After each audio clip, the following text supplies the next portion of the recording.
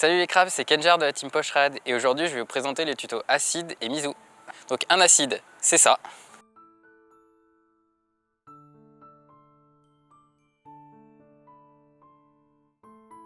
Et un miso, c'est ça.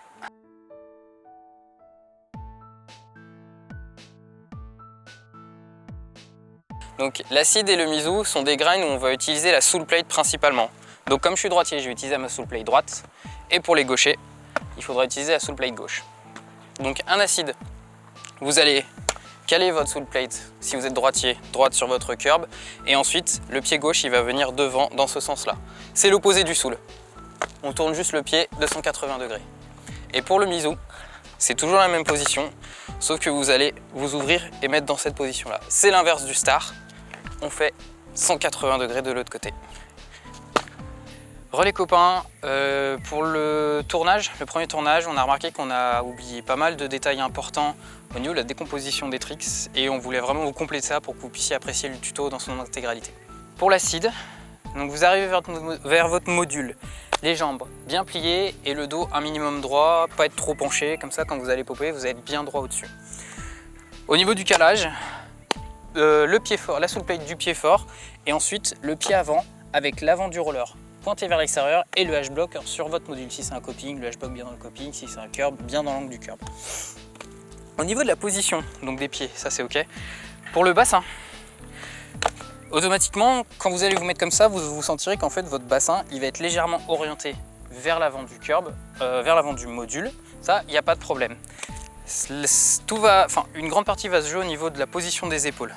Si vous avez les épaules trop tournées vers l'extérieur, hop, automatiquement vous allez ressortir. Donc l'idée, c'est d'arriver à orienter vos épaules un minimum vers l'intérieur. Vous voyez mon épaule qui est côté extérieur, elle est assez alignée, avec le sens du module. Ensuite, il faut que vous soyez bien baissé sur votre trick, comme la plupart des grinds en roller. Plus vous êtes baissé sur votre jambe, plus vous pourrez prendre appui facilement et sur votre jambe gauche et sur votre jambe droite. Petit tips pour vous aider à ça, essayez d'attraper votre roller avant avec la main extérieure. Vous venez l'attraper là, ça vous forcera à vous baisser. Attention, si vous faites ça, vous aurez peut-être d'abord au début tendance à baisser le dos, c'est pas bon. Essayez de ramener le dos vers l'arrière, ramenez vos fesses plus au niveau de votre talon, sur le talon de votre roller. Et là, vous ferez quelque chose, vous serez bien accroupi, bien stable. Donc au niveau du conseil pour vous entraîner, je vous dirais qu'il faudrait bien décomposer le mouvement dans un premier temps. Donc première chose, vous posez votre soul plate, vous la redescendez. C'est pas compliqué, vous prenez bien l'habitude et après vous montez et vous venez poser votre deuxième pied. Et là vous redescendez un pied après l'autre. Quand vous commencez à être un petit peu plus à l'aise, vous augmentez la vitesse et dès que vous sentez que vous avez le calage, et ben hop, on essaye les deux en même temps. Et ça pareil, si vous l'avez tout de suite, vous redescendez les deux pieds et plus vous vous sentez à l'aise, plus vous augmentez la vitesse et ça devrait le faire. Une fois que vous êtes à l'aise sur votre calage et que vous avez bien les deux pieds en même temps, vous passez à l'étape suivante où vous prenez un petit peu de vitesse et vous mettez d'abord votre premier pied pour trouver bien l'emplacement avec votre soul plate et être stable dessus. Une fois que vous avez ça, vous reprenez toujours un petit peu de vitesse, pas besoin d'aller très vite, et vous mettez un pied puis l'autre pour trouver votre équilibre et vous redescendez. Vous faites ça au fur et à mesure, un pied puis l'autre, et plus vous êtes stable, plus vous êtes à l'aise, plus vous augmentez la vitesse. Et une fois que vous vous sentez à l'aise dessus avec de la vitesse, vous ralentissez, vous reprenez doucement et cette fois-ci un peu de vitesse et on met les deux en même temps. Quand vous avez le calage, quand vous êtes placé et que vous avez les deux pieds qui tapent et qui se calent en même temps, vous rajoutez un peu plus de vitesse et puis feu. Donc pour le miso, vous arrivez les jambes bien fléchies, un peu d'angle avec votre module. Le pied fort, la soul plate du pied fort à l'avant, le deuxième pied à l'arrière, l'âge bloc sur le module, l'avant du roller vers l'extérieur. Donc ici, au début quand vous allez commencer, vous allez être très droit, ce qui est pas nul. C'est que vous commencez, c'est normal, il faut vous en rendre compte, il faut avoir assez de recul et vous dire ok, ma position elle est comme ça, qu'est-ce que je peux changer, qu'est-ce que je peux faire pour l'améliorer. Donc au niveau du positionnement, il y a deux possibilités, j'ai envie de dire, où vraiment le bassin et les épaules vont être dans le même axe tous les deux. C'est-à-dire la première que personnellement je fais, vous avez le bassin côté extérieur et l'épaule extérieure du module orienté vers l'avant et vous êtes plus perpendiculaire au module. Deuxième solution, vous allez avoir le bassin côté extérieur et l'épaule côté extérieur aligner avec l'arrière du module, ce qui va faire que vous allez vraiment avoir le corps parallèle, comme ça, vous allez être plus ouvert. Ça va être au feeling, comme vous êtes plus ouvert, vous aurez plus tendance à aller vers l'extérieur du module. Honnêtement, c'est comme vous le sentez, c'est vraiment au feeling. Les deux sont jolis à voir, ce qu'il faut c'est trouver là où vous êtes le mieux. Ensuite au niveau de la position du corps, donc quand vous êtes droit, évidemment c'est le débutant. Ce qu'il y a c'est que l'idée, comme tous les grains de roller, il faut vraiment le descendre le plus possible. J'ai envie de dire, une petite solution pour vous aider, c'est de venir chercher votre roller arrière avec votre main extérieure. Vous venez chercher votre roller arrière. Alors attention, ne pas pencher le dos comme ça. Il faut vraiment vous dire, je fléchis sur mes jambes et j'essaie de garder le dos droit. Et là, vous allez sentir ça va travailler dans les jambes.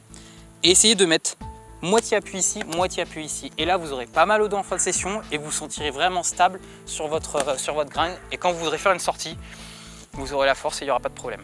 Pour le miso, c'est la même idée. C'est-à-dire que vous prenez d'abord un pied, vous redescendez. Un pied, puis l'autre. Et plus vous êtes à l'aise sur votre calage, plus vous allez vers la difficulté. Les deux pieds. Ensuite, un petit peu de vitesse. Un pied. Un petit peu de vitesse. Un pied. Puis l'autre. Quand vous êtes à l'aise, vous augmentez la vitesse jusqu'à bien avoir votre calage. Et après, vous ralentissez, vous reprenez un peu de vitesse et vous mettez les deux en même temps. Vous augmentez la vitesse et quand vous le sentez feu, vous avez le miso. Comment passer d'un niveau faible à un niveau un peu plus élevé sur votre X, ça va être de vous mettre de plus en plus bas sur votre curb ou votre rail pour rendre le trick plus smooth, plus agréable à voir et vous en termes d'équilibre de mieux le tenir, d'être mieux dessus. Et deuxièmement, de changer la config, c'est-à-dire qu'au lieu d'être toujours sur des curbs plats, essayez des curbs en montée, essayez des curbs en descente, ça va forcer à changer votre position. Au lieu d'être bien droit, vous allez devoir pencher un peu plus en avant ou pencher un peu plus en arrière. Les miso et l'acide s'adressent essentiellement à un niveau débutant, c'est dans la continuité du soul et du star, ça va être vraiment vos grinds basiques, acide, star, soul, miso. Où placer ces grinds? Dans un premier temps les curbs, c'est mon conseil perso, c'est très simple pour apprendre, vous en trouverez deux partout, il y en a dans tous les parcs. Dans un second temps, vous pourrez vous orienter vers des rails carrés, ça a la même forme que le curb et vous ne serez pas désorienté dans le placement de votre pied, notamment de votre soul plate qui restera à plat et donc la position du corps qui sera à peu près la même. Et ensuite, vous allez passer sur les rails ronds. Donc avec quoi vous pouvez combiner ces tricks? Déjà les sorties Faki, c'est très intuitif, ça suit bien votre mouvement de corps et quand vous êtes bien calé, bien au-dessus de votre curb ou de votre rail, c'est très simple à mettre. Ensuite, vous pourrez combiner ça avec des sorties 3-6, c'est un demi-tour en plus que la sortie Faki. Ensuite, vous pouvez mettre des switches, c'est-à-dire vous pouvez faire par exemple l'acide tout miso. C'est votre pied avant qui va passer de devant à derrière ou vous pouvez faire le switch miso tout acide. Ensuite, vous pouvez mixer ça avec les deux premiers grains que vous avez appris, donc le soul et le star. Et après, vous faites plaisir. Acide tout soul, soul tout miso, star tout miso, star tout acide et j'en passe et j'en passe. Du moment que vous êtes à l'aise sur votre grind, ça s'enchaînera et faites comme vous voulez. Au niveau des problèmes techniques que vous pouvez rencontrer, le premier, je dirais que c'est que vous ne pliez pas assez les jambes. Plus vous plierez les jambes, moins vous vous ferez mal au dos déjà. Et ensuite, quand vous arrivez sur le curb, vous aurez assez d'impulsion pour monter dessus et vous aurez déjà les jambes pliées. Ce qui vous permettra, deuxième point technique, d'avoir une bonne position du corps, c'est-à-dire un centre de gravité bas et donc être proche de votre curb ou de votre rail et garder l'équilibre un maximum. Plus vous serez bas, plus vous serez plié au niveau des jambes et le dos droit, plus vous pourrez garder longtemps votre grind parce que vous serez déjà stable dessus et proche du rail. Et troisièmement, le problème technique, c'est de ne pas venir au-dessus. C'est d'être au-dessus du curb, au-dessus du rail. Et là, vous pouvez faire des kilomètres. Donc au niveau des chutes et des blessures que vous pouvez faire le plus souvent, ça va être de louper votre calage. C'est-à-dire que votre soul plate, vous sautez pas assez haut, vous glissez dessus comme ça, il n'y a pas de problème. Sur un curb, il n'y aura pas de réel souci parce que vous allez tomber dessus. Sur un rail, ça peut vite être un peu plus embêtant parce que si vous loupez, vous pouvez potentiellement soit vous asseoir dessus, soit vraiment vous louper, tomber de l'autre côté. Et là, c'est un peu plus embêtant.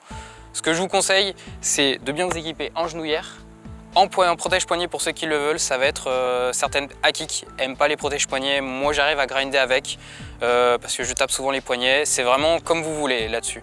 Et vraiment les protège tibia dès que vous mettez au rail rond parce qu'une fois que vous faites une session, que vous tapez au bout de 10 minutes dessus le rail, c'est fin de session pour vous. Et tout de suite, une petite série de démos.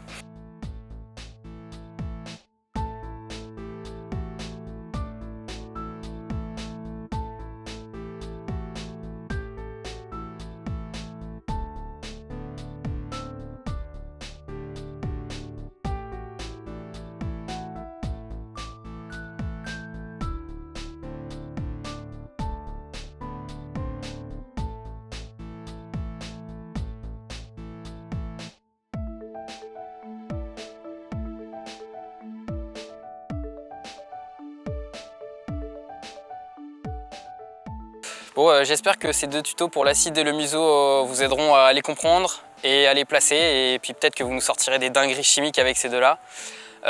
En tout cas, ça a été un vrai plaisir de faire cette vidéo pour vous.